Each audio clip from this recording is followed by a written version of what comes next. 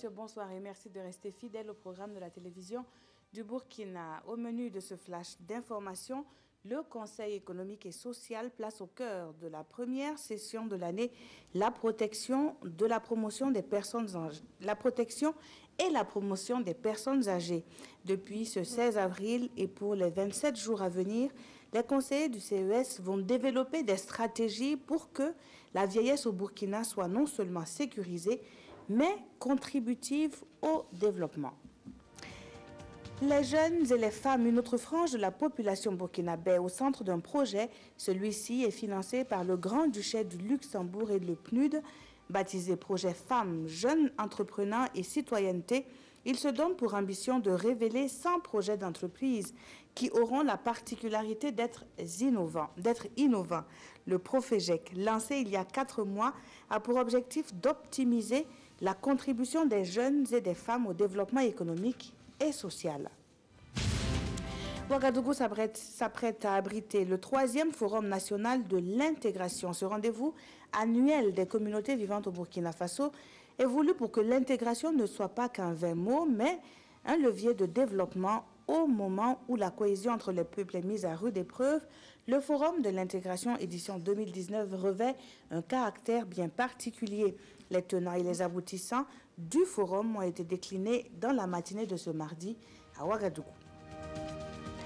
Et après 5 années de mise en œuvre, les cyberstratégies sectorielles marquent une pause.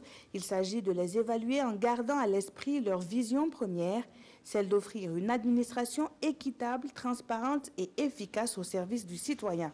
Les acteurs du programme se sont réunis à Ouagadougou pour examiner et valider les projets du programme Yves Gouvernement ainsi que la stratégie nationale des logiciels libres, des référentiels qui vont participer à la lutte contre la cybercriminalité dans l'administration publique. Tayeb Belaziz fait partie des personnes contestées par les manifestants en Algérie.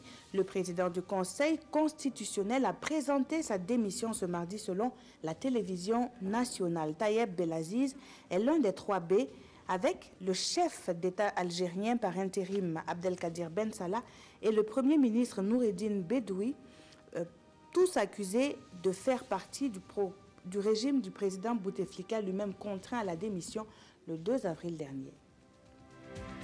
Et puis ce communiqué émanant donc du ministère de la Communication et des Relations avec le Parlement, le vendredi 12 avril 2019, son Excellence M. Roch-Marc Christian Kaboré, président du FASO, président du Conseil des ministres, a reçu une correspondance datée du 29 mars 2019 de M. Blaise Compaoré, ancien chef d'État du Burkina Faso.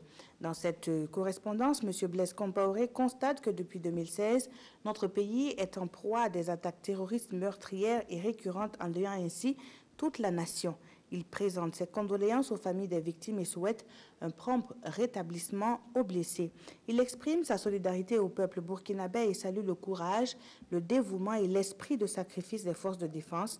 M. Blaise Compaoré appelle à la réconciliation des cœurs et des esprits de tous les Burkinabés sans exception et sans exclusion et réaffirme sa disponibilité à soutenir toutes les initiatives en vue de la promotion de la paix, de la cohésion sociale, du vivre ensemble et de l'unité nationale. Son Excellence M. Roch-Marc Christian Kaboré, président du FASO, président du Conseil des ministres, a pris acte de cette correspondance et de la disponibilité de M. Blaise Compaoré.